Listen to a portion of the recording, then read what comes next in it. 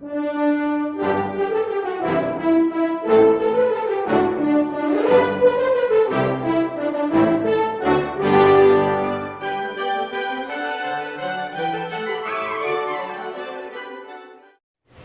दोस्तों, मैं गौतम कुमार सिंह आरती excellence YouTube channel पर आपका वेलकम करता हूं। देखिएगा, पिछले क्लास में हम लोग पढ़े थे क्षारीय माध्यम या उदासीन माध्यम में KMnO4 का ऑक्सीकारक गुण, और आज पढ़ना है अम्लीय माध्यम में KMnO4 का ऑक्सीकारक गुण। मतलब KMnO4 जो है क्षारीय माध्यम में भी, उदासीन माध्यम में भी और अम्लीय माध्यम में भी ऑक्सीकारक गुण प्रदर्शित करता है। तो हम लोग पिछले क्लास में ये बात पढ़ चुके हैं कि KMnO4 क्षारीय माध्यम में और उदासीन माध्यम में किस तरह से ऑक्सीकारक गुण प्रदर्शित करता है, इसके बारे में हम लोग पिछले क्लास में पढ़ लिए हैं। और अब पढ़ना है अम्लीय माध्यम में KMnO4 का ऑक्सीकारक गुण। मतलब अम्लीय माध्यम में KMnO4 जो है किस तरह से ऑक्सीकारक गुण प्रदर्शित करता है, इस बात को समझेंगे। तो लिखा जाए, इसमें लिखिएगा, यह अम्लीय माध्यम में Mn2+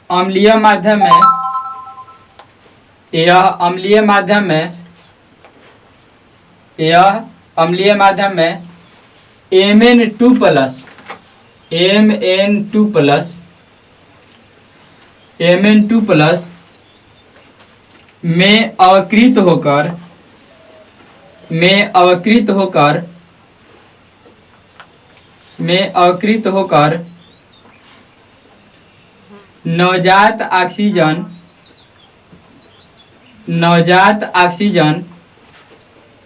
प्रदान करता है। नवजात ऑक्सीजन प्रदान करता है।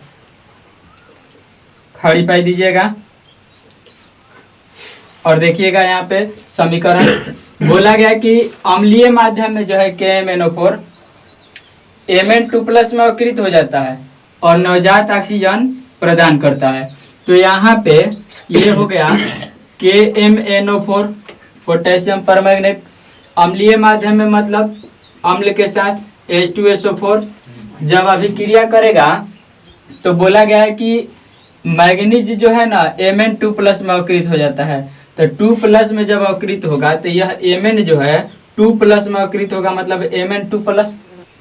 इसमें SO4 2- ये दोनों मिल करके यौगिक के निर्माण करेंगे।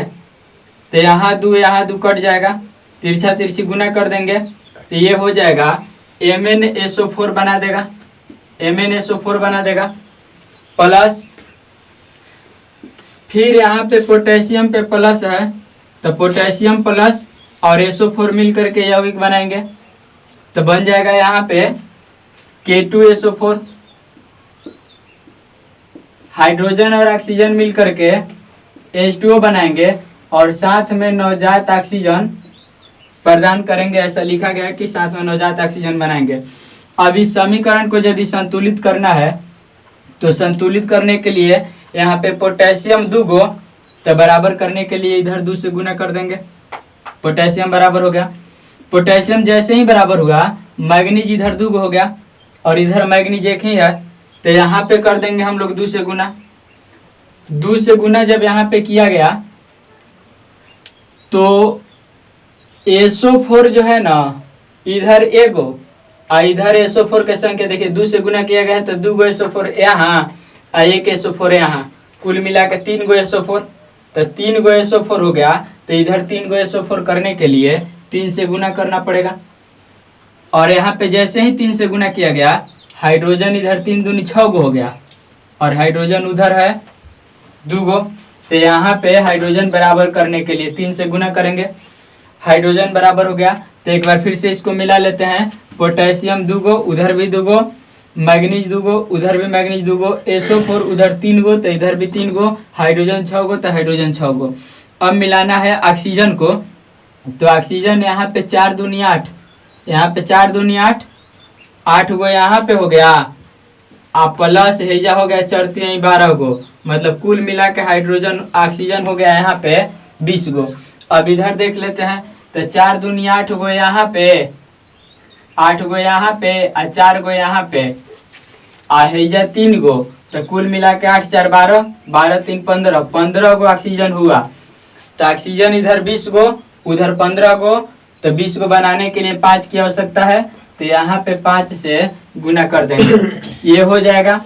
अब यहाँ पे देखिएगा मैग्नीज के ऑक्सीकरण संख्या निकालते हैं, तो मैग्नीज के ऑक्सीकरण संख्या निकालेंगे यहाँ पे, तो SO4 पर 2 माइनस होता है, तो Mn पे 2 प्लस होगा।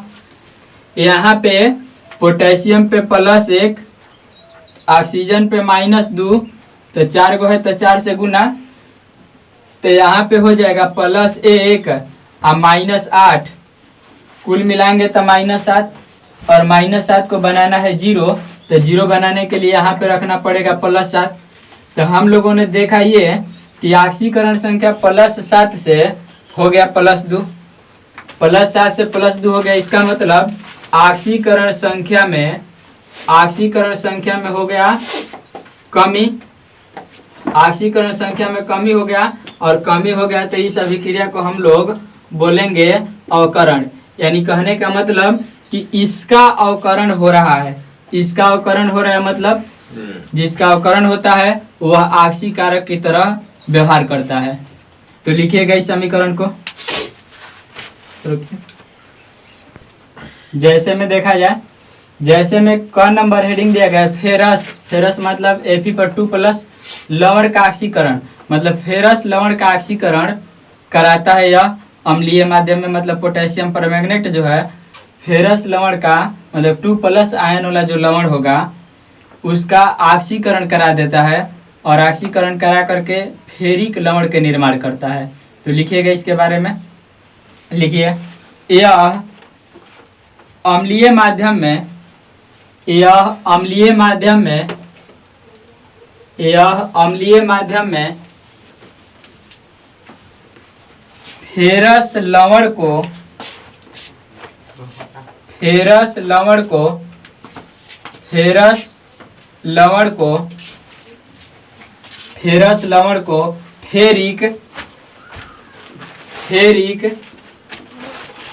फेरिक लिखने के बाद ब्रैकेट में ही लिखिएगा, यहाँ पे बोर्ड पे लिखा है Fe3 प्लस, फेरिक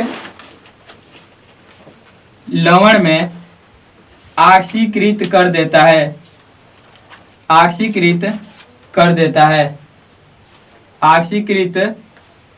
है, खड़ी पाई दीजिएगा और देखिएगा इधर समीकरण। तो बोला गया कि अम्लीय माध्यम में यह जो है ना फेरस लवण को फेरिक लवण में ऑक्सीकृत कर देता है। तो यह का मतलब यहाँ पे पोटेशियम परमैंगनेट KMnO4 अम्लीय माध्यम में बोला गया, मतलब H2SO4 के साथ जब अभिक्रिया करेगा, तो H2SO4 के साथ जब अभिक्रिया करेगा तो अभी लिखा गया था कि क्या बनाता है, तो बनाता है MnSO4 प्लस बनाता है K2SO4 प्लस बनाता है, प्लस यहाँ पे H2O बनाता है, और फिर नवजात ऑक्सीजन प्रदान करता है। ऐसा हम लोग अभी समीकरण लिखे थे। अब इसको संतुलित करने के लिए यहाँ पे 5 लगाया गया था, यहाँ पे 3 लगाया गया था, यहाँ पे 2 लगाया गया था, यहाँ पे 3 और यहाँ पे 2 लगाया गया था। इस तरह से समीकरण को संतुलित किया गया था। अब बात है फेरस लवण की, तो फेरस लवण के लिए FeSO4 हम लोग लिख सकते हैं, फेरस सल्फेट हो जाएगा। तो इसकी ये यहाँ पे फेरस लवण FeSO4 हो गया, इसके साथ अभिक्रिया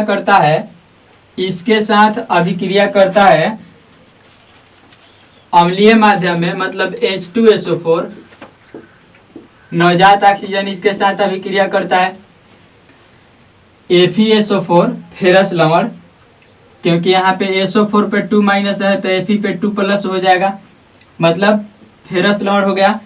अब ये अम्लीय माध्यम में नवजात ऑक्सीजन के साथ जब अभिक्रिया करता है तो ये बना देगा, बोला गया इसमें कि फेरस लवण जो है फेरिक लवण में ऑक्सीकृत हो जाता है। फेरिक के लिए होता है Fe पर 3 प्लस, और SO4 के साथ बनाएगा SO4 2 माइनस, तो यहाँ पे तिरछे गुना कीजिएगा तो बन जाएगा Fe2SO4, यहाँ पे बन जाएगा Fe2SO4, यहाँ पे 3, ये बन जाएगा। इसके बाद हाइड्रोजन और ऑक्सीजन मिल करके, हाइड्रोजन और ये नवजात ऑक्सीजन मिल करके यहाँ पे जल का निर्माण करेंगे, H2O बनेगा। अब रही बात ये कि इस समीकरण को संतुलित करना पड़ेगा, तो संतुलित करने के लिए यहाँ पे Fe मतलब आयरन के संख्या 2 गो और यहाँ पे आयरन के संख्या 1 गो, तो बराबर करने के लिए इधर 2 से गुना कर देंगे। 2 से गुना करेंगे तो देखिए SO4 हैजा हो गया, 2 से गुना किया गया तो 2 गो, 1 गो SO4 यहाँ पे, टोटल SO4 के संख्या 3 गो, तो इधर भी SO4 के संख्या 3 गो हो गया। हाइड्रोजन 2 गो, तो हाइड्रोजन इधर भी 2 गो, ऑक्सीजन यहाँ पे भी 1 गो, तो उधर भी 1 गो, मतलब ये समीकरण जो है संतुलित हो गया है। अब हम लोग करते ये हैं कि दोनों समीकरण को जोड़ते हैं, लेकिन नवजात ऑक्सीजन को कटाने के बाद। तो नवजात ऑक्सीजन को कटाने के लिए पहला में नवजात ऑक्सीजन 5 गो है, तो दूसरका में भी नवजात ऑक्सीजन की संख्या 5 गो होनी चाहिए। तो बराबर करने के लिए यहाँ समीकरण 2 में 5 से गुना करेंगे, और 5 से जैसे ही गुना करेंगे तो हई नवजात ऑक्सीजन 5 गो हो जाएगा, हई 5 गो है, दोनों कट जाएगा।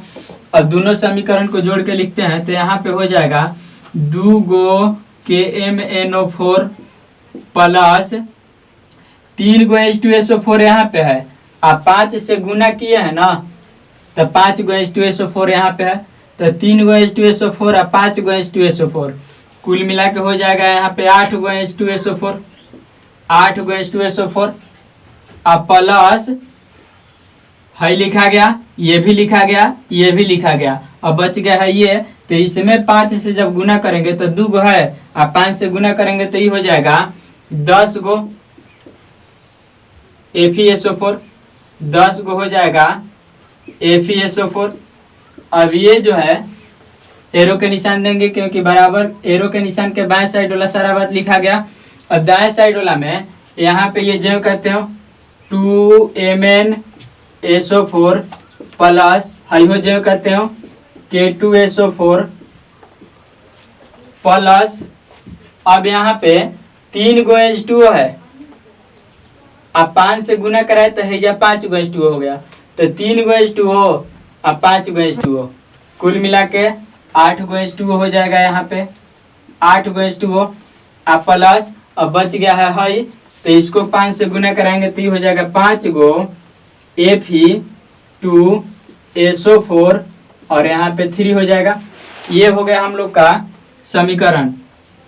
अब यहाँ पे ऑक्सीकरण संख्या यदि निकाला जाए यहाँ पे आयरन का, तो आयरन के ऑक्सीकरण संख्या यहाँ पे SO4 पे होता है 2 माइनस, तो हैजा 2 प्लस हो जाएगा, मतलब +2 ऑक्सीकरण संख्या।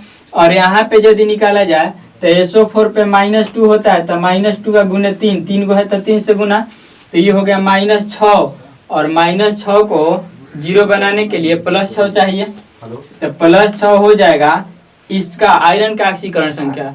लेकिन 2 गो आयरन के +6, तो 1 गो आयरन के कितना हो जाएगा, 1 गो आयरन के +3 हो जाएगा, तो ऑक्सीकरण संख्या वहाँ पे +3 और ऑक्सीकरण संख्या यहाँ पे +2।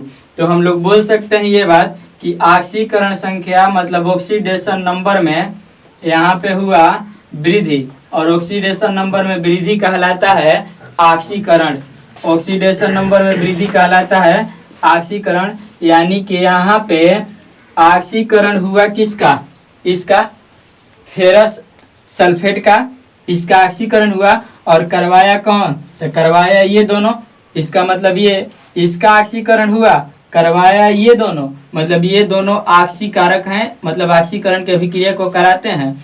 इसका मतलब ये कि ये अम्ल है और ये पोटेशियम परमैंगनेट है, इसका मतलब ये कि पोटेशियम परमैंगनेट जो है अम्ल के साथ में रहकर यानी कि अम्लीय माध्यम में ऑक्सीकारक की तरह व्यवहार करता है। इस बात को लिखा जाए, समीकरण को लिखा जाए।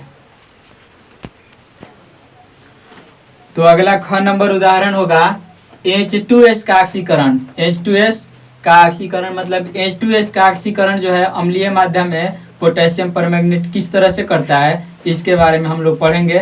तो लिखिएगा इसके बारे में, यह अम्लीय माध्यम में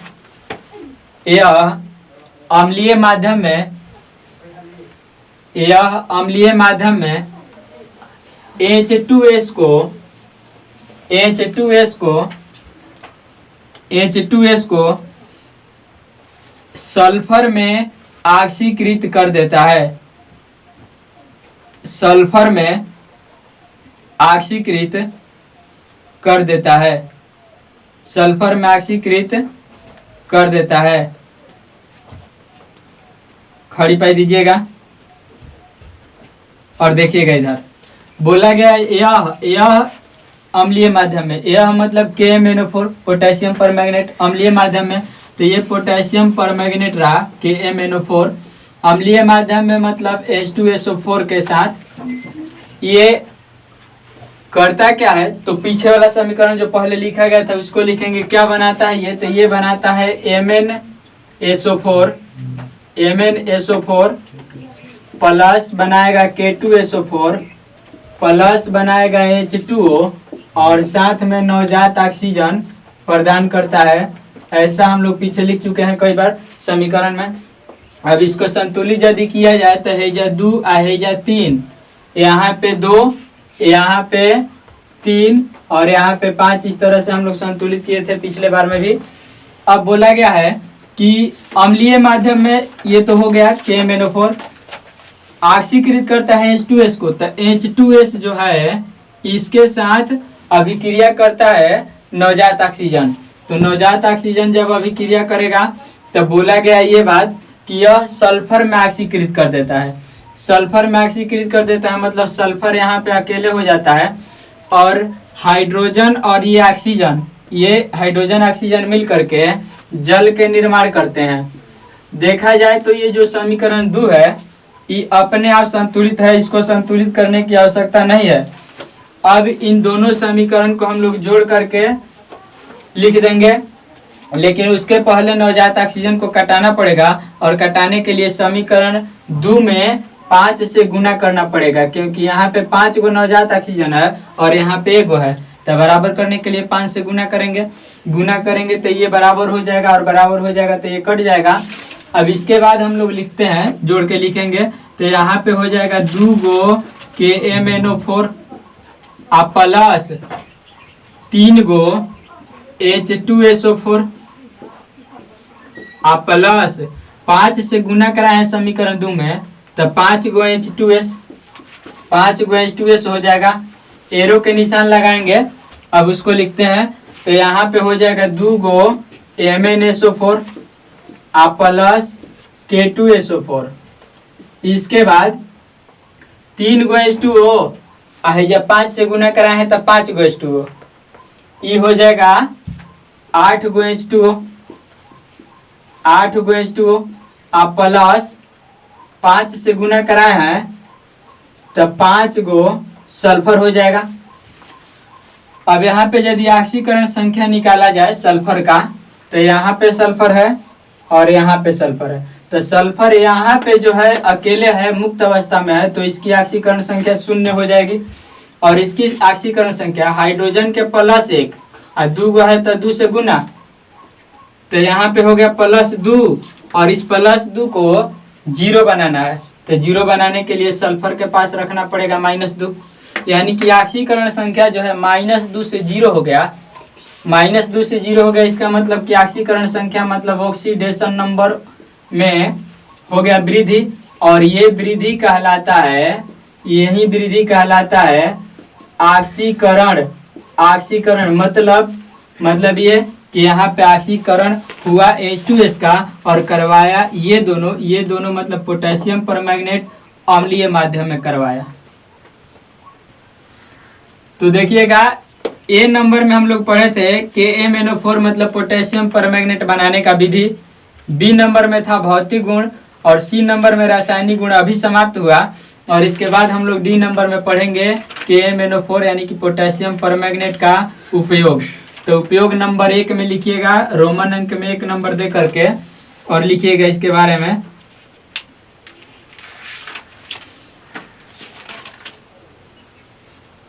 एक नंबर में लिखा जाए रोमन अंक में, प्रयोगशाला एवं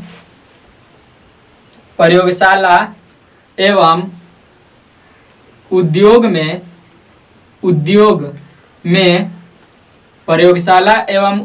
में प्रबल आक्सीकारक के रूप में, प्रबल आक्सीकारक के रूप में,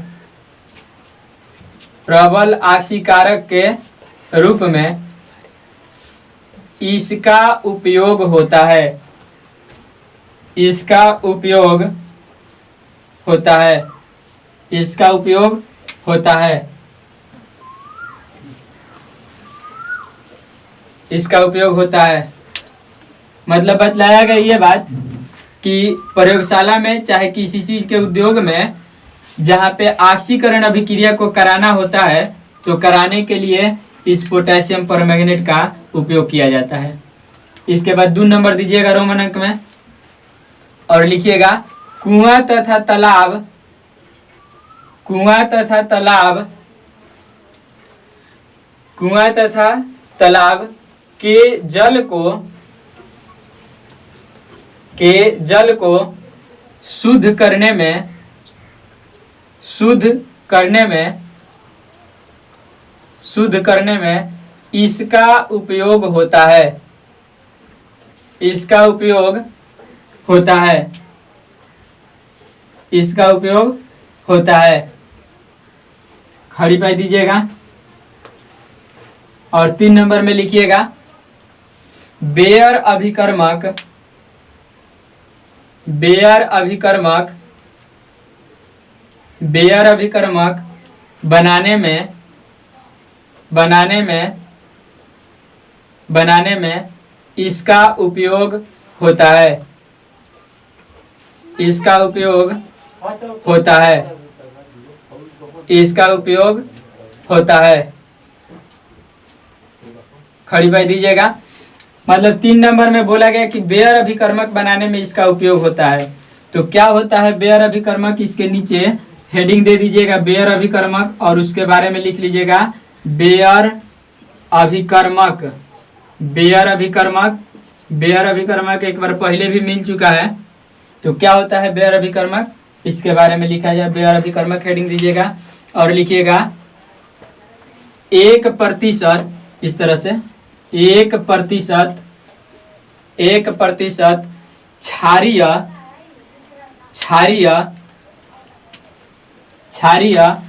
KMnO4, ये पोटेशियम परमैंगनेट जिसको बोलते हैं, KMnO4 के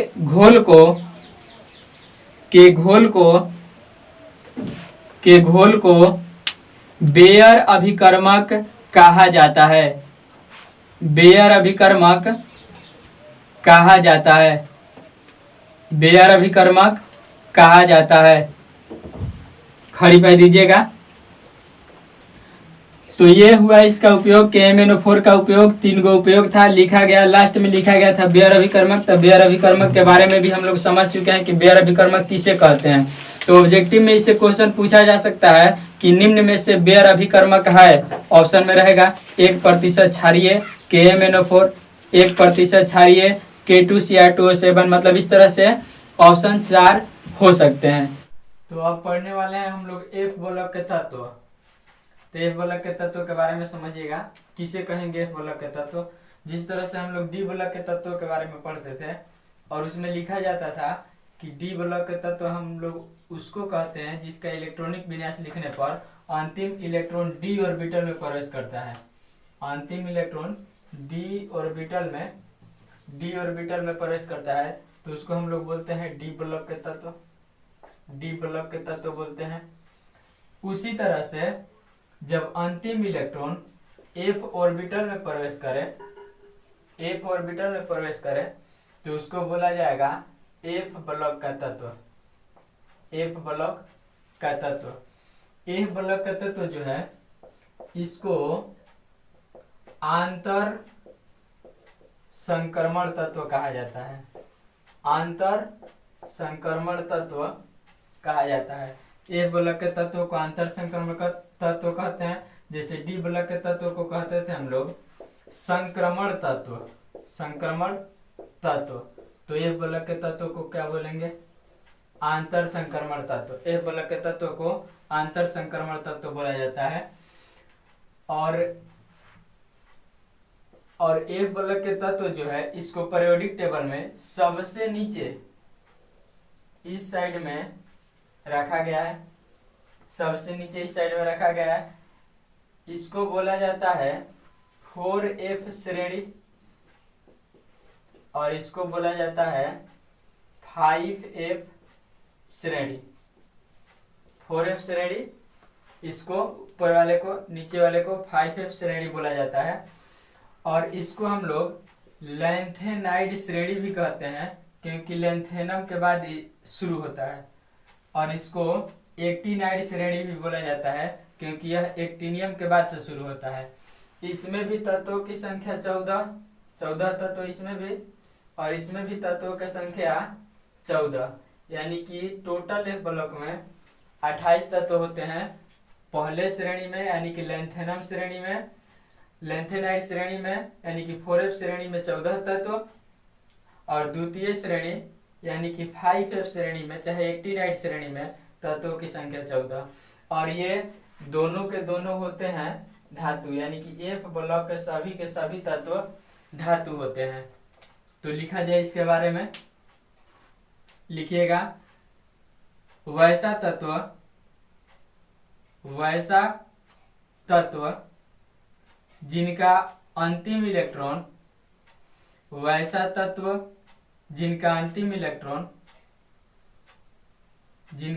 इलेक्ट्रॉन एफ ऑर्बिटल में प्रवेश करता है, एफ ऑर्बिटल में प्रवेश करता है,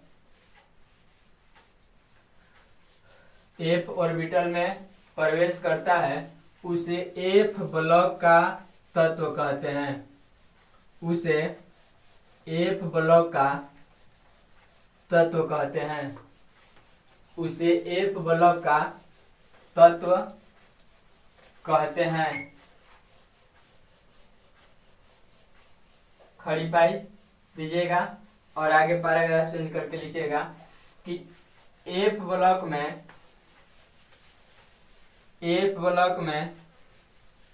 सभी तत्व धातु होते हैं। एफ ब्लॉक में सभी तत्व धातु होते हैं, एफ ब्लॉक में सभी तत्व धातु होते हैं तथा इन्हें आंतर संक्रमण तत्व, इन्हें आंतर संक्रमण तत्व के नाम से जाना जाता है, आंतर संक्रमण तत्व के नाम से जाना जाता है। इन तत्वों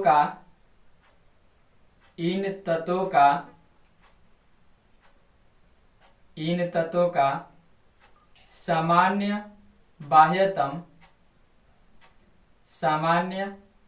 बाह्यतम इलेक्ट्रॉनिक विन्यास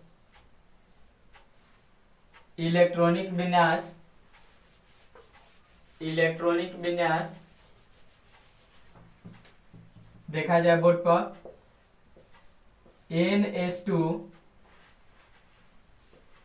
N-1 D1 N-2 F 1 से 14, इसको बोला जाता है वैलेंस सेल।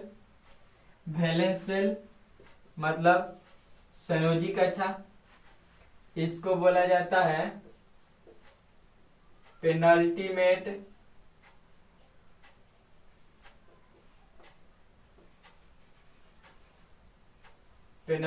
सेल, और इसको बोला जाता है एंटी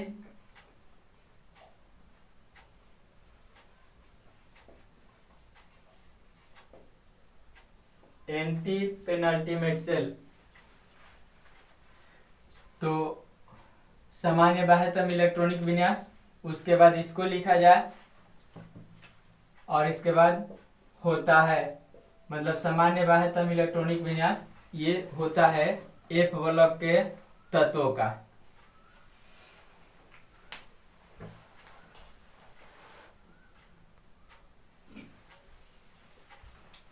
यहाँ पे टी होगा MATE।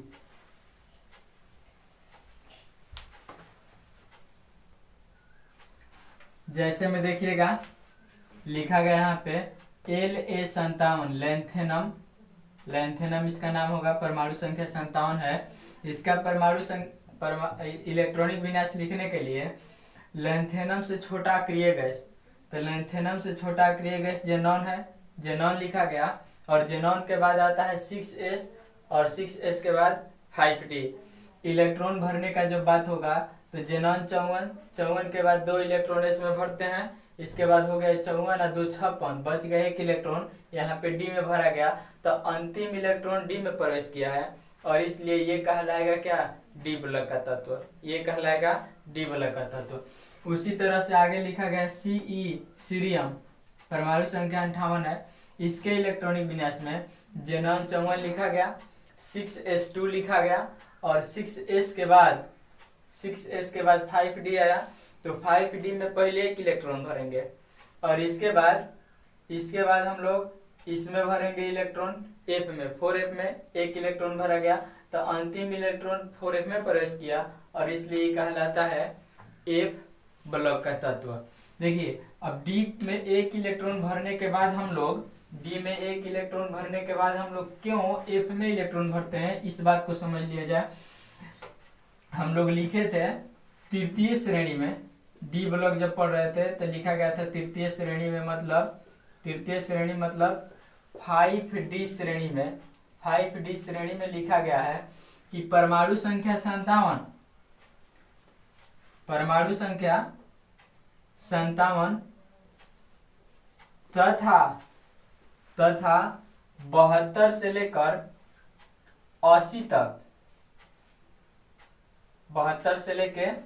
80 तक ये जो तत्व हैं ये आते हैं तृतीय श्रेणी में।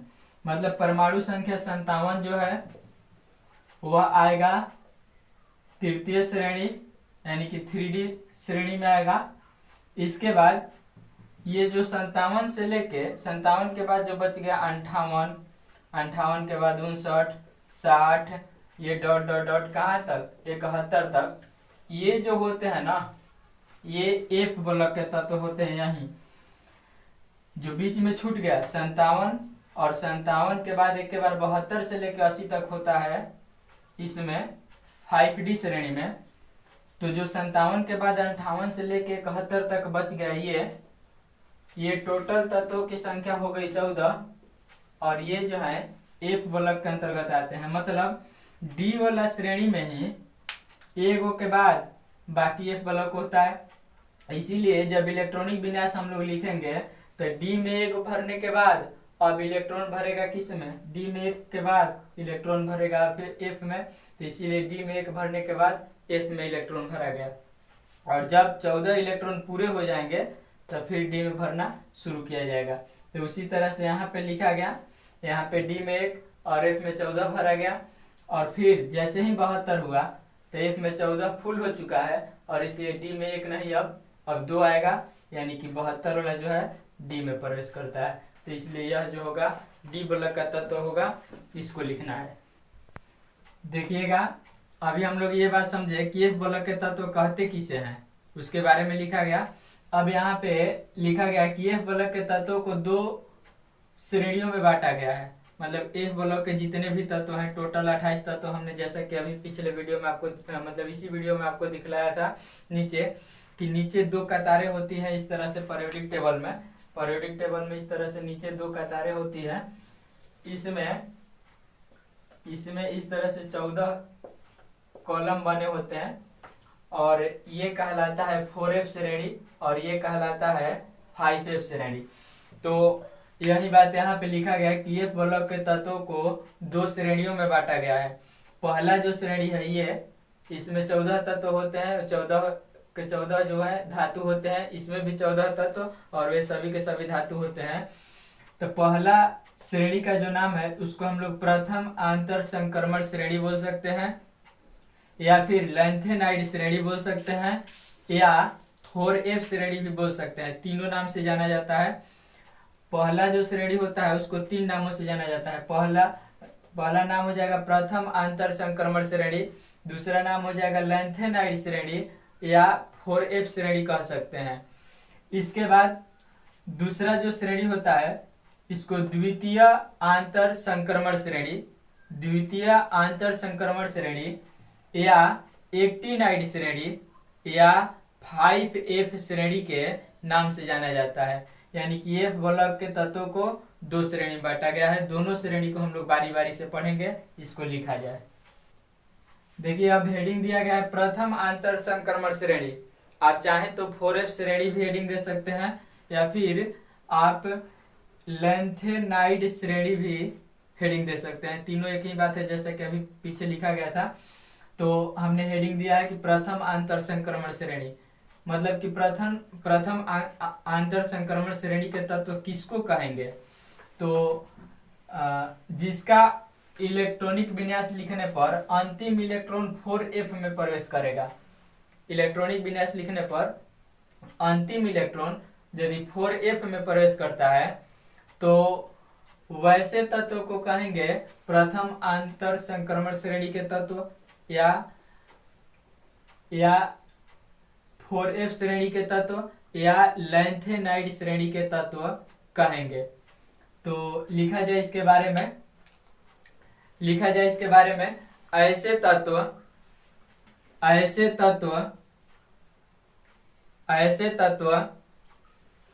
जिनका अंतिम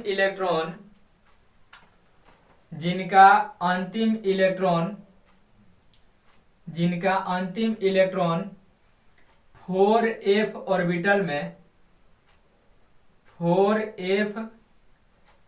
में प्रवेश करता है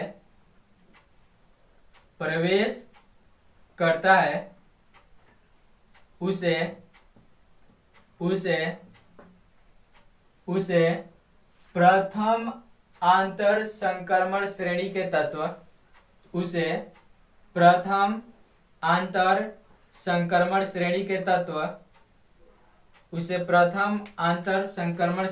तत्व कहते हैं। खड़ी पे दीजिएगा और इसी में लिखिएगा इस श्रेणी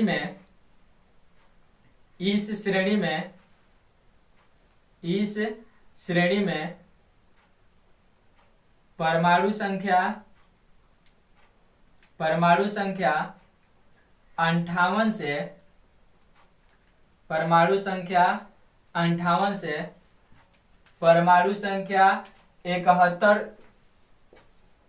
संख्या 71 तक के तत्वों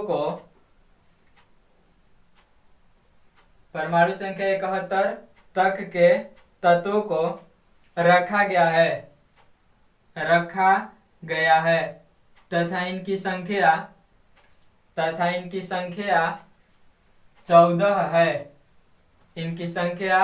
14 है।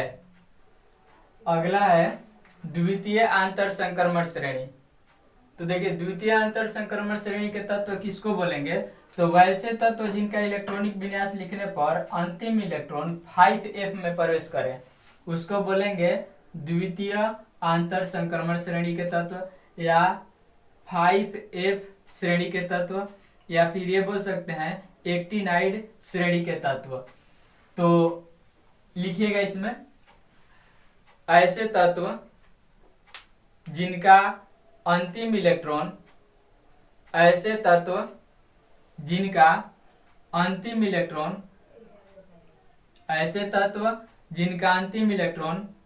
5F ऑर्बिटल में 5F ऑर्बिटल में प्रवेश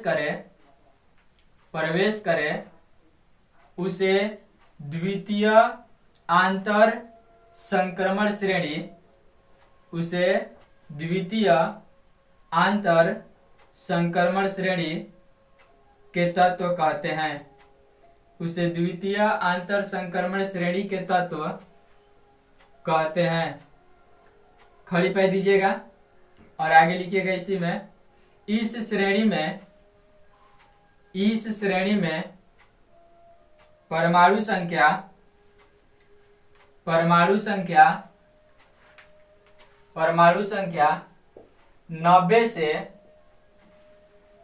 से परमाणु संख्या 103 तक के तत्वों को रखा गया है। 103 तक के तत्वों को रखा गया है तथा इनकी संख्या भी 14 है। तो अगला हेडिंग है लैंथेनाइड संकुचन। लैंथेनाइड संकुचन का मतलब क्या होता है? लैंथेनाइड जो है मतलब लैंथेनाइड श्रेणी के लिए आया है, और संकुचन मतलब होता है छोटा होना या सिकुड़ना कह सकते हैं हम लोग। तो इसका मतलब ये हुआ कि जो जैसे कि इस तरह से श्रेणी होता है, इस तरह से एक ब्लॉक का श्रेणी पीरियोडिक टेबल में सबसे नीचे दाएं साइड में दिया रहता है। ये होता है 4F जिसको हम लोग लैंथेनाइड बोल सकते हैं, और एक होता है 5F श्रेणी। तो इस श्रेणी में जैसे हम लोग बाएं से दाएं जाते हैं ना, तो परमाणु त्रिज्या या आयनिक त्रिज्या जो है वह छोटा होने लगता है, उसका मान घटने लगता है। त्रिज्या का मान मतलब कह सकते हैं कि 4F श्रेणी में बाएं से दाएं जाने पर उसके परमाणुओं का जो त्रिज्या है वह छोटा होने लगता है, चाहे परमाणु त्रिज्या का मान घटने लगता है, और इसी को कहा जाता है लैंथेनाइड संकुचन। मतलब बाएं से दाएं जाने पर परमाणु त्रिज्या का मान घटने लगता है, और इसी को कहा जाता है लैंथेनाइड संकुचन। अब बात यह है कि घटने का कारण क्या है? तो घटने का कारण यह है कि इस परमाणु में जो परमाणु होते हैं 4F के, इसमें जो 4F होता है ऑर्बिटल, वह परमाणु के काफी अंदर स्थित होता है, जिसके कारण इलेक्ट्रॉन के प्रतिकर्षण का जो बल है वह घट जाता है, जिसको कहा जाता है परिरक्षण प्रभाव, जिसको परिरक्षण प्रभाव या इसी को पर्दा प्रभाव भी कहा जाता है। मतलब ये इस परमाणु में 4F श्रेणी के जो परमाणु हैं उसमें 4F ऑर्बिटल जो होता है वह काफी अंदर स्थित होता है, जिसके वजह से इलेक्ट्रॉनों के प्रतिकर्षण का जो बल है वह घट जाता है, जिसको कहा जाता है क्या? परिरक्षण प्रभाव या पर्दा प्रभाव। जिसके वजह से तो जब प्रतिकर्षण घट जाएगा तो प्रतिकर्षण बल घट जाता है, तो उस समय नाभिकीय आवेश बढ़ जाता है। नाभिकीय आवेश जो है वह बढ़ जाता है, और नाभिकीय आवेश बढ़ने के कारण वह इलेक्ट्रॉन को अपनी ओर खींचता है, जिसके कारण परमाणु का त्रिज्या छोटा हो जाता है। जब इलेक्ट्रॉन को अपनी ओर खींचेगा नाभिक तो उसका आकार छोटा होगा, और किसी भी चीज का जब आकार छोटा हो जाएगा तो उसका त्रिज्या भी छोटा हो जाता है। इसी को बोला जाता है लैंथेनाइड संकुचन। त्रिज्या का छोटा होना लैंथेनाइड संकुचन। और काहे होता है तो ये बात भी हम लोग समझ लिए कि 4F ऑर्बिटल जो है परमाणु में काफी अंदर स्थित होता है, जिसके कारण इलेक्ट्रॉनों के बीच प्रतिकर्षण घट जाता है, जिसको बोला जाता है परिरक्षण प्रभाव या पर्दा प्रभाव। और जब प्रतिकर्षण इलेक्ट्रॉनों के बीच घट जाएगा तो नाभिकीय आवेश के मान बढ़ जाता है, जिसके वजह से वह नाभिक जो है इलेक्ट्रॉन को अपनी ओर आकर्षित करता है, और आकर्षित करता है तो उस परमाणु का आकार छोटा हो जाता है, और जब आकार छोटा हो जाएगा तो उसका त्रिज्या भी छोटा हो जाएगा। इसी बात को लिखना है, तो लिखा जाए, लिखिएगा लैंथेनाइड लैंथेनाइड श्रेणी के तत्वों में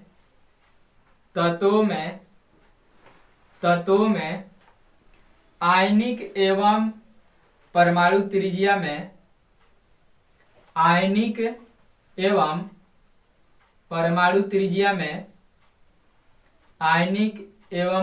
त्रिज्या में बाएं से दाएं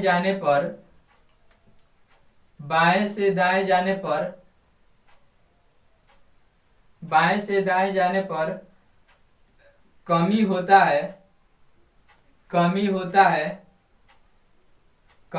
है जिसे लैंथेनाइड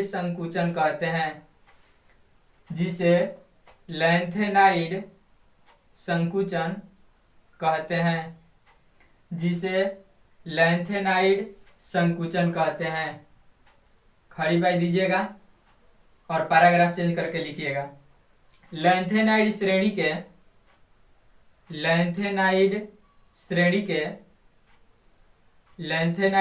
के परमाणुओं में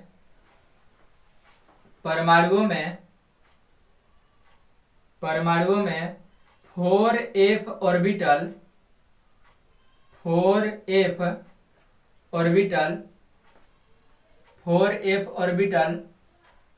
परमाणु के काफी अंदर स्थित होता है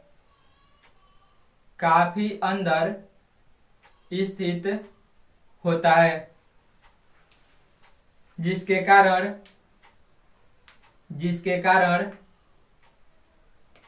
कारण इनका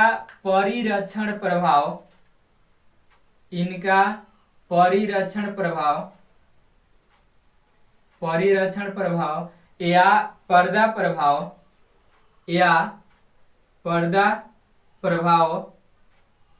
का मान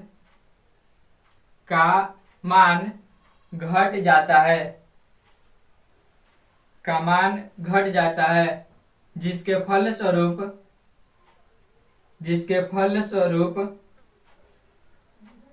फलस्वरूप बाह्य इलेक्ट्रॉन पर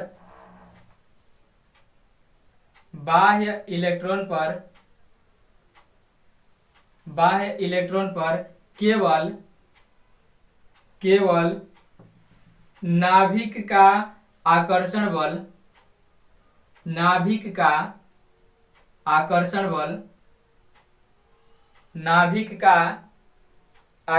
बल कार्य करता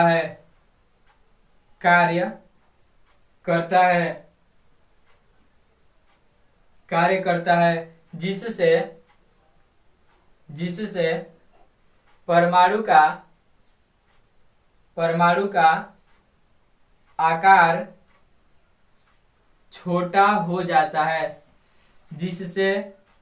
का आकार छोटा हो जाता है। अतः परमाणु का त्रिज्या या आयनिक त्रिज्या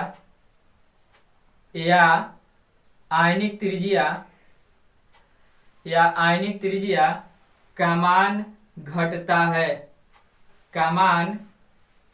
घटता है। देखिए अगला हेडिंग दिया गया है परिरक्षण प्रभाव। अभी हम लोग परिरक्षण प्रभाव के बारे में पढ़े कि परिरक्षण प्रभाव या जिसको पर्दा प्रभाव भी हम लोग कहते हैं उसका मान कम हो जाता है और कम होने के कारण नाभिकीय आवेश का मान बढ़ जाता है। तो क्या है परिरक्षण प्रभाव, तो समझ लेते हैं। परिरक्षण प्रभाव के बारे में हम आपको बतलाएं। परिरक्षण प्रभाव का मतलब ये होता है कि इलेक्ट्रॉन का जो प्रतिकर्षण होता है, परिरक्षण प्रभाव का मतलब इलेक्ट्रॉन में प्रतिकर्षण होता है और उसी को कहा जाता है परिरक्षण प्रभाव। तो जब प्रतिकर्षण कम होगा तो हम लोग बोल सकते हैं कि परिरक्षण प्रभाव कम होगा। जब प्रतिकर्षण कम होगा तो बोल सकते हैं कि परिरक्षण प्रभाव कम होगा, और जब प्रतिकर्षण अधिक होगा तो बोल सकते हैं कि परिरक्षण प्रभाव अधिक हो रहा है। तो हम लोग जो लिखे हैं अभी पिछले थ्योरी में लिखा गया कि परिरक्षण प्रभाव का मान कम होता है। कम होता है इसका मतलब क्या है कि इलेक्ट्रॉनों के बीच का जो प्रतिकर्षण है वह कम हो जाता है। तो लिख लिया जाए इसके बारे में। लिखिएगा परिभाषा। किसी परमाणु में उपस्थित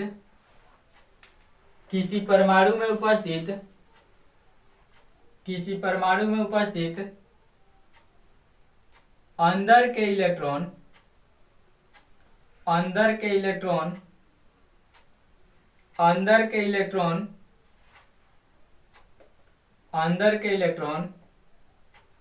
बाह्य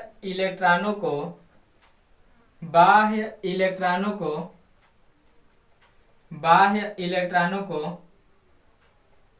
प्रतिकर्षित करते हैं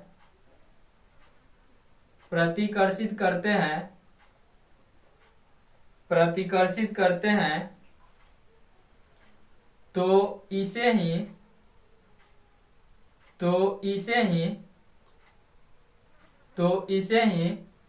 परिरक्षण प्रभाव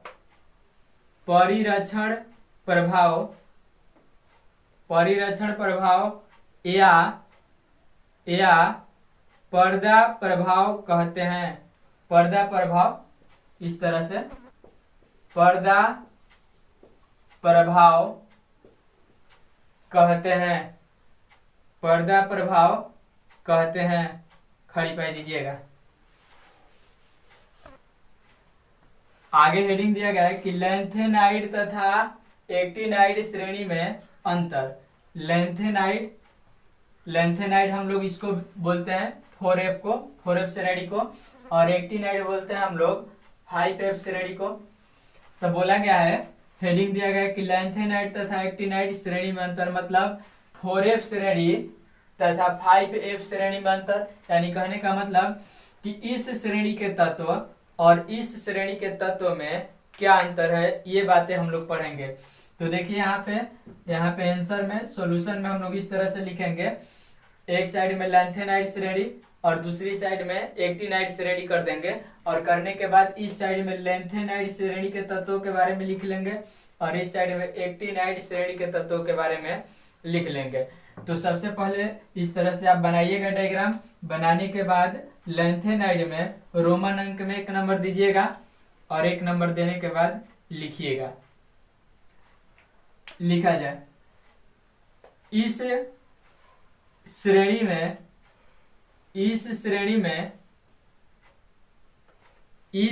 में अंतिम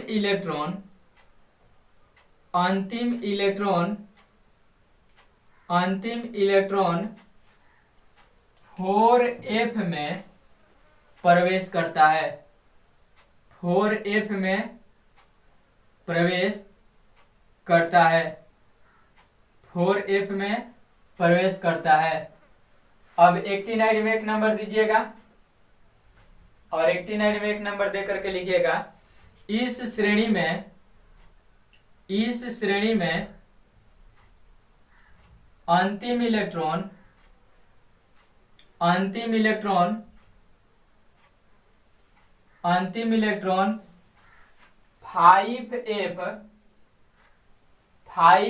में प्रवेश करता है।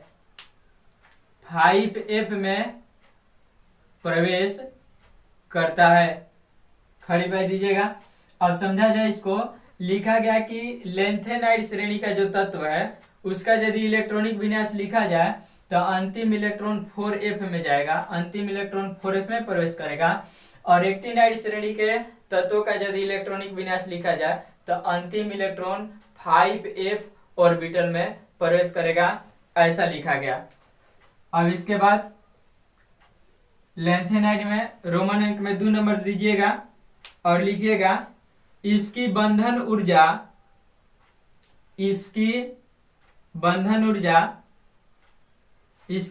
ऊर्जा ब्रैकेट में IP कर दीजिएगा। बंधन ऊर्जा को शॉर्ट में हम लोग IP द्वारा डिनोट करते हैं। IP का मतलब आयनन ऊर्जा, आयनन विभव, आयनन इंथैल्पी या बंधन ऊर्जा भी कह सकते हैं। तो 2 नंबर में लिखा गया कि इसकी बंधन ऊर्जा इसकी बंधन ऊर्जा, उसके बाद ब्रैकेट में Ip, उच्च होता है, उच्च होता है, उच्च होता है। इसके बाद एक्टिनाइड में, एक्टिनाइड में इसकी बंधन ऊर्जा, इसकी बंधन ऊर्जा, इसकी बंधन ऊर्जा ब्रैकेट में Ip निम्न होता है, निम्न, निम्न होता है, निम्न होता है। मतलब बोला गया ये बात 2 नंबर में कि लैंथेनाइड श्रेणी के जो तत्व होते हैं उनके जो Ip का मान होता है वह उच्च होता है, अधिक होता है, और एक्टिनाइड श्रेणी के जो तत्व होते हैं उनके Ip का मान यानी कि बंधन ऊर्जा का जो मान होता है वह निम्न होता है, मतलब कम होता है। इसके बाद 3 नंबर दीजिएगा रोमन अंक में, लैंथेनाइड श्रेणी में 3 नंबर, और 3 नंबर में लिखिएगा इसका परिरक्षण प्रभाव, इसका परिरक्षण प्रभाव, इसका परिरक्षण प्रभाव अधिक होता है, अधिक होता है, अधिक होता है। और इसमें दीजिएगा एक्टिनाइड में 3 नंबर, और लिखिएगा इसका परिरक्षण प्रभाव, इसका परिरक्षण प्रभाव कम होता है, इसका परिरक्षण प्रभाव कम होता है। खड़ी पाई दीजिएगा। तो इसमें परिरक्षण प्रभाव अधिक और इसमें परिरक्षण प्रभाव कम होता है। अब परिरक्षण प्रभाव क्या होता है अभी हम लोग हेडिंग दे करके लिखे हैं। इसके बाद 4 नंबर दीजिएगा रोमन अंक में, लैंथेनाइड श्रेणी में रोमन अंक में 4 नंबर, और लिखिएगा इसका उच्चतम ऑक्सीकरण संख्या, इसका उच्चतम ऑक्सीकरण संख्या, इसका उच्चतम ऑक्सीकरण संख्या +4 होता है, +4 होता है, +4 होता है। अब इसमें लिखिएगा एक्टिनाइड में 4 नंबर दे करके इसका उच्चतम ऑक्सीकरण संख्या, एक्टिनाइड में इसका उच्चतम ऑक्सीकरण संख्या, इसका उच्चतम ऑक्सीकरण संख्या +6 होता है, +6 होता है, +6 होता है।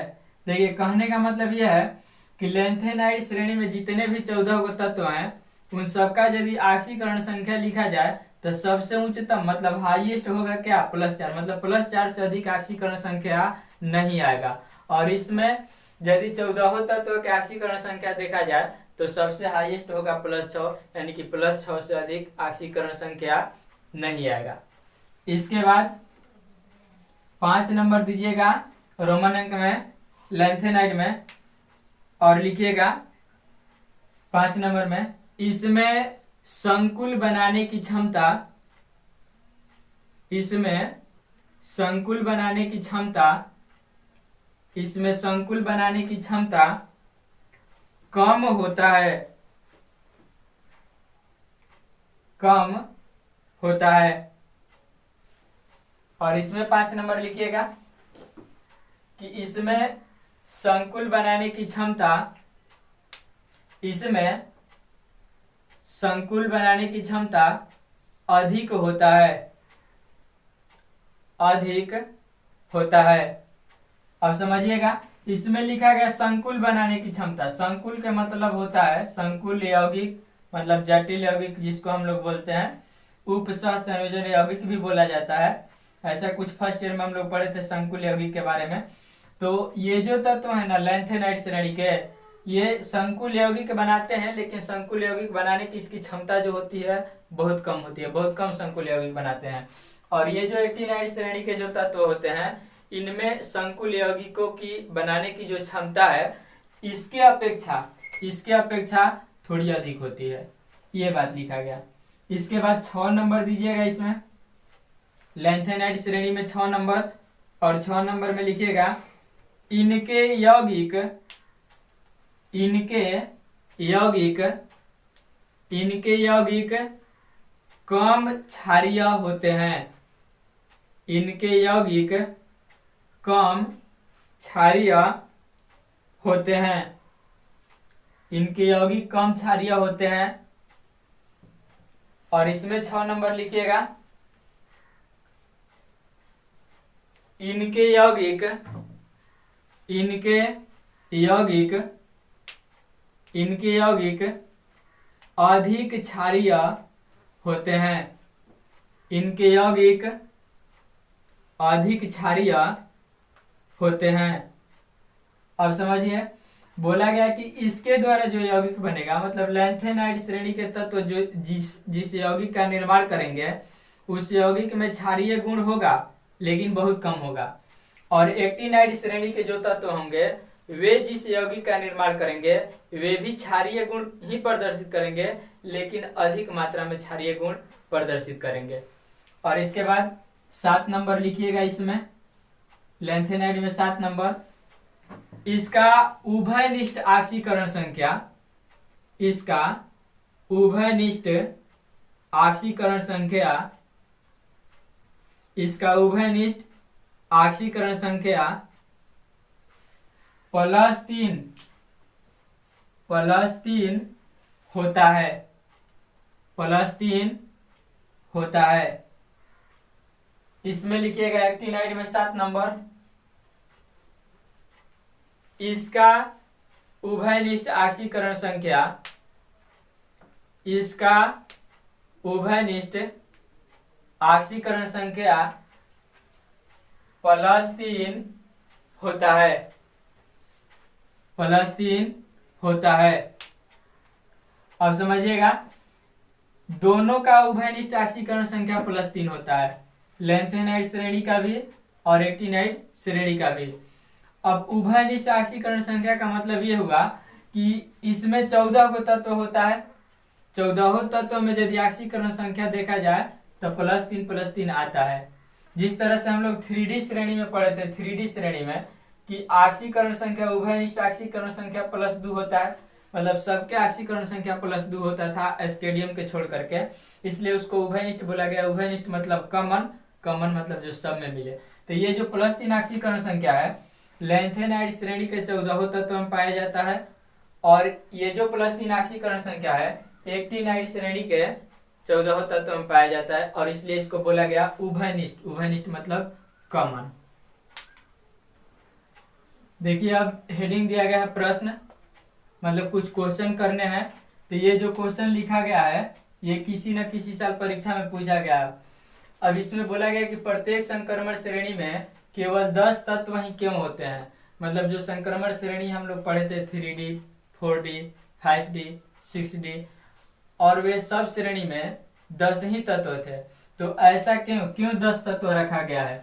तो समझिएगा, जो संक्रमण श्रेणी होता है इसको हम लोग डी ब्लॉक के तत्व बोलते हैं, और डी में अधिक से अधिक 10 इलेक्ट्रॉन भर सकते हैं।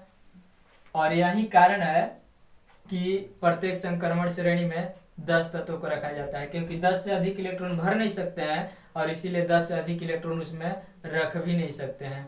तो लिखिएगा आंसर में लिखा जाए संक्रमण तत्व डी ब्लॉक के तत्वों को संक्रमण तत्व डी ब्लॉक के तत्वों को कहा जाता है। डी ब्लॉक के तत्वों को कहा जाता है। संक्रमण श्रेणी के प्रत्येक श्रेणी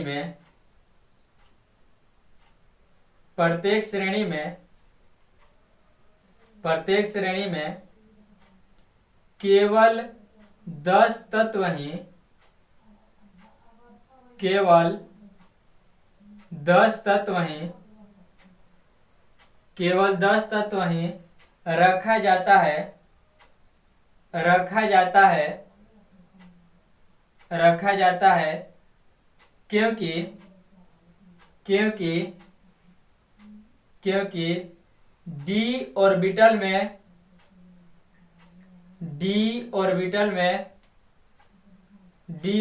में अधिक से अधिक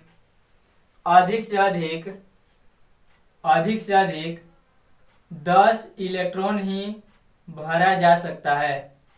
10 इलेक्ट्रॉन ही भरा जा सकता है।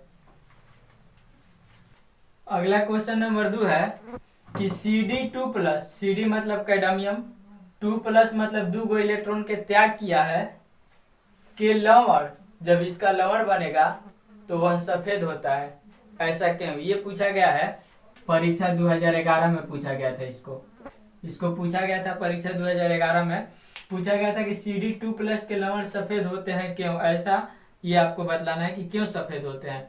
तो देखिए Cd2+ की यदि बात की जाए तो Cd मतलब होता है कैडमियम, और कैडमियम के परमाणु संख्या जो होता है, कैडमियम के परमाणु संख्या जो होता है वह होता है 48 होता है।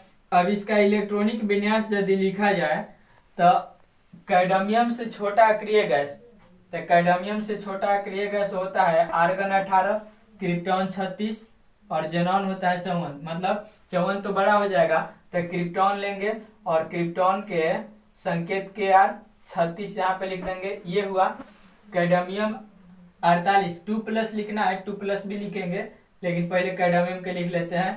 तो क्रिप्टॉन हो गया, और क्रिप्टॉन के बाद आता है 5s। 5s यहाँ पे आता है, तो 5s हो गया, और इसके बाद आएगा 4d। अब यदि यहाँ पे हम लोग इलेक्ट्रॉन भरें तो यहाँ पे हो जाएगा 2 इलेक्ट्रॉन, यहाँ पे 2 इलेक्ट्रॉन हो जाएगा, और 36 और 2 38, 10 इलेक्ट्रॉन बच गए। यहाँ पे 48 है तो 10 यहाँ पे भर देंगे, ये हो जाएगा। हम लोगों ने Cd के इलेक्ट्रॉनिक विन्यास लिखा, लेकिन चाहिए क्या Cd2+। Cd2+ के लिए तो हम लोग यहाँ पे Cd2+ के लिए लिख लेते हैं 2+। 48 इलेक्ट्रॉन है, तो यहाँ पे ये क्रिप्टॉन जो है 36 के लिए रहेगा 36, 5s, और यहाँ पे 4d 10 है, यहाँ पे 2 है। करना ये है कि यहाँ पे देखिएगा 2+ मतलब 2 इलेक्ट्रॉन देना है, तो हमेशा बाहरी कक्षा से इलेक्ट्रॉन दिया जाता है, और बाहरी कक्षा मतलब बड़ा कक्षा से इलेक्ट्रॉन दिया जाता है। तो यहाँ पे कक्षा संख्या 4 है और यहाँ पे कक्षा संख्या 5 है, तो बड़ा कक्षा संख्या ये है, यानी कि इलेक्ट्रॉन 2 जो देना है इसी कक्षा से दिया जाएगा। तो इसमें 2 इलेक्ट्रॉन है ये है, और दोनों इलेक्ट्रॉन यदि दे दिया जाए, 2+ मतलब देना है तो दे दिया जाए, तो यहाँ पे क्या बच जाएगा? यहाँ पे कुछ नहीं बचेगा, मतलब 0 बच जाएगा।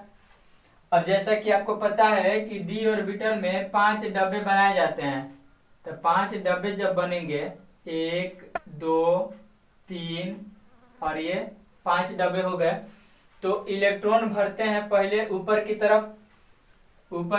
एक गो इलेक्ट्रॉन पहले भरेंगे, एक गो ऊपर की तरफ इलेक्ट्रॉन भरेंगे, और बच जाए तो नीचे की तरफ। तो अभी 5 इलेक्ट्रॉन बचे हैं, तो 5 इलेक्ट्रॉन अब नीचे की तरफ हम लोग भरेंगे।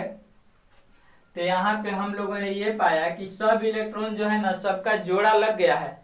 सब डब्बे में 2 इलेक्ट्रॉन है, मतलब सबके पेयर बन चुके हैं, सबके जोड़े लग चुके हैं। तो हम लोग कह सकते हैं कि अयुग्मित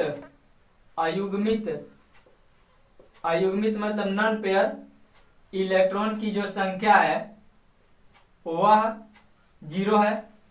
और हम लोग जानते हैं कि जिसमें अयुग्मित इलेक्ट्रॉन नहीं होता है, अतः यह रंग प्रदर्शित नहीं करेगा। ये बात हम लोगों को पता है कि जिसके इलेक्ट्रॉनिक विन्यास में अयुग्मित इलेक्ट्रॉन नहीं आएगा वह रंग प्रदर्शित नहीं करेगा। तो पूछा गया था कि Cd2+ के लवण सफेद होते हैं। सफेद होने का कारण क्या है कि इसका जो इलेक्ट्रॉनिक विन्यास लिखा जाता है इसमें अयुग्मित इलेक्ट्रॉन नहीं होते हैं, और अयुग्मित इलेक्ट्रॉन जब नहीं होंगे तो रंग प्रदर्शित नहीं करेगा, और रंग जब प्रदर्शित नहीं करेगा तो सफेद हो जाएगा। तो यही बात लिखना है। तो आंसर में आंसर में पहले बोल रहे हैं उसको लिखिएगा, उसके बाद इस इलेक्ट्रॉनिक विन्यास को लिखिएगा। तो लिखा जाए, लिखिएगा CD2 प्लस में CD2 प्लस में CD2 प्लस, इस तरह से CD2 प्लस में अयुग्मित इलेक्ट्रॉन उपस्थित नहीं होता है, उपस्थित नहीं होता है, जिसके फलस्वरूप यह सफेद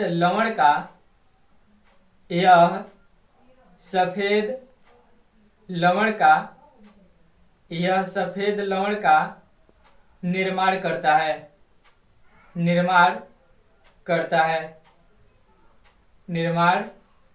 करता है। खड़ी पाई दीजिएगा। और इसके बाद ये इलेक्ट्रॉनिक विन्यास यहाँ से लेके पूरा नीचे तक इसको लिख लेना है। और इसी के साथ आपका ये डी ब्लॉक चैप्टर 5 नंबर का सफलतापूर्वक समाप्त हुआ। चैप्टर समाप्त हो गया डी ब्लॉक। यदि वीडियो पसंद आए तो चैनल को सब्सक्राइब करें, अपने दोस्तों को शेयर करें ताकि उनको भी बेनिफिट हो सके।